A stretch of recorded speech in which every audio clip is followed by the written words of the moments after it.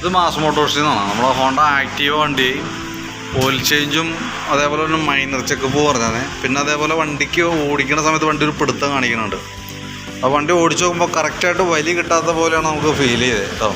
നമ്മൾ കാർബറേറ്ററിൻ്റെ ഭാഗം ഒന്ന് അഴിച്ച് നോക്കുമ്പോൾ പ്രത്യക്ഷത്തിലൊരു കംപ്ലയിൻറ്റ് കാർബറേറ്ററിൻ്റെ ഭാഗത്തൊന്നും കാണുന്നില്ല. അതേപോലെ തന്നെ ഇപ്പോൾ എയർ ഫിൽറ്റർ മുമ്പൊന്ന് അഴിച്ച് ക്ലീൻ ചെയ്ത് കയറ്റിയാൽ പ്ലഗ് ഒന്ന് ക്ലീൻ ചെയ്ത് കയറ്റാം കേട്ടോ. പിന്നെ ക്ലച്ചിൻ്റെ ഭാഗത്തു നിന്ന് ഒരു ജർക്കിങ് സൗണ്ട് കാണിക്കുന്നുണ്ടായിരുന്നു. അതും പ്രകാരം നമ്മൾ ആ ക്ലച്ച് ഷൂ അഴിച്ചൊന്ന് ക്ലീൻ ചെയ്തിടുന്നുണ്ട്. പിന്നെ ഓൾറെഡി ബ്രേക്ക് അതേപോലെ അതിൻ്റെ ടയർ എയർ പ്രഷർ കാര്യങ്ങളൊക്കെ ഒന്ന് ക്ലിയർ ചെയ്യുന്നുണ്ട്. പിന്നെ എഞ്ചിൻ ഓയിൽ മാറുന്നുണ്ട് കേട്ടോ, ഓയിൽ ചേഞ്ചും. അപ്പോൾ ഇത്രയും കേസാണ് മെയിനായിട്ട് നമ്മൾ ഇതുമായി ബന്ധപ്പെട്ട് വർക്ക് ചെയ്യണേ.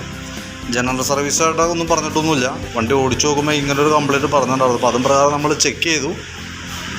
പ്രത്യക്ഷത്തിൽ വേറെ കംപ്ലയിൻ്റ് ഒന്നും കാണുന്നില്ല. അപ്പോൾ എനിക്ക് കാർബറേറ്റർ സാധാരണ സ്ലോ ജെറ്റൊക്കെ കംപ്ലയിൻറ്റ് വരുമ്പോഴാണ് ആ പ്രോബ്ലം കാണിക്കാറ്. അതും പ്രകാരമാണ് നമ്മൾ കാർബറേറ്റർ അഴിച്ചു നോക്കി കേട്ടോ. നിലവിൽ കാർബറേറ്റർ ക്ലീൻ ചെയ്യേണ്ട ഒരു കേസൊന്നുമില്ല. നമ്മളിപ്പോൾ ജസ്റ്റ് ഒന്ന് പെട്രോളിലൊന്ന് വാഷ് ചെയ്തിട്ടൊന്ന് റീസെറ്റ് ചെയ്യാം. ക്ലീനറൊന്നും ഉപയോഗിക്കണില്ല. പിന്നെ അതേപോലെ തന്നെ കാർബറേറ്റർ ഒന്ന് ട്യൂൺ ചെയ്യാം. അതാണ് നിലവിൽ ചെയ്യണം കേട്ടോ. ഇത്രയും കേസാണ് മെയിനായിട്ട് ചെയ്യണുള്ളൂ. വേറെ വർക്കുകളൊന്നും പറഞ്ഞില്ല.